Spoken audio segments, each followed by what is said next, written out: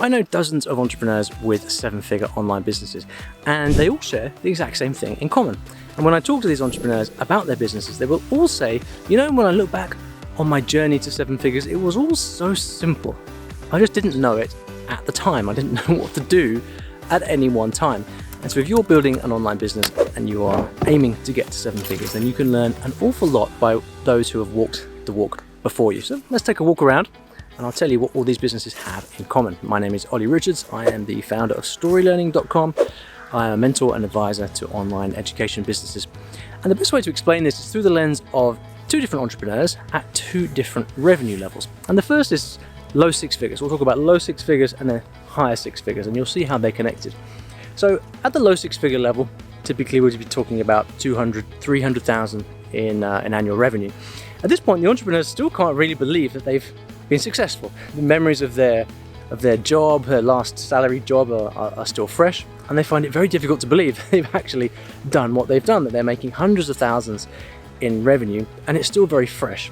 And so at this point, it's a mix of 2 things. It's a mix of disbelief, it's a mix of excitement, and also trepidation, because what comes next? So what does the entrepreneur do at this stage? Well, typically they start to do lots and lots of different things, because their psychology at this point is, I don't want this to go away. I better make sure I have something to fall back on in case something goes wrong. Also, how do I grow? Because I'm working flat out. I'm working 40, 50, 60-hour weeks, and it can't grow much beyond me. And so this is what the entrepreneur does at this stage. They try lots and lots of different things. They add in new traffic sources. They build a whole bunch of different products. And they maybe start to hire people. And it goes from being a picture of simplicity to a picture of quite a lot of different things going on.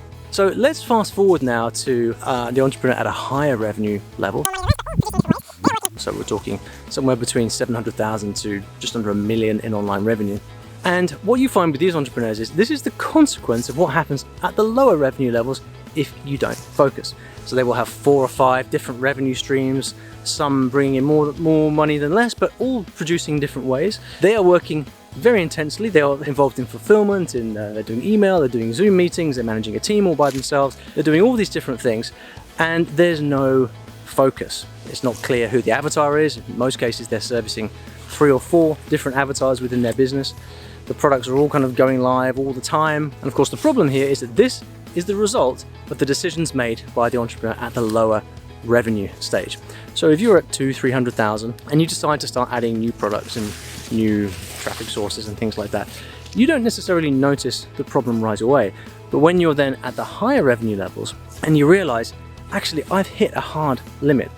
I've got all these products going on, I'm working flat out, I've got a team who are costing me a whole load of money, my profit margin's wiped out because I'm carrying so much overhead. I don't actually know how to scale. This is the problem, this is the ceiling problem. Because when you have all these things going on and you've got all this complexity in the business, you then cannot scale it any further because things will start falling apart very, very quickly indeed.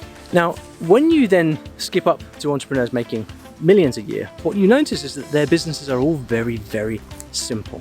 They have usually 1 revenue stream, maybe 2 revenue streams. They might have a few smaller things going on, but most of their money is made in 1 or 2 different ways. They also have 1, 2 main traffic sources maximum. In other words, their business is a picture of simplicity. And how can that be? How did they get there? Well, in most cases, they got there from going through the chaotic period and then figuring out what they were doing wrong and then radically stripping stuff back in order to get to the core of the business. And so to solve this problem and to get things right and to fast track your way as quickly as possible from low 6 figures to 7 figures, you have to bear this in mind and realize that it's through simplicity that I'm going to grow. Now, the problem is a knowledge gap, right? Because when you're at the low 6 figures range, you don't know exactly what it is that will scale from, say, 100,000 to $1 million. But you don't find that out by trying a whole bunch of different things. What you do at that level is to heavily optimize the things that you're already doing. Think of it like this.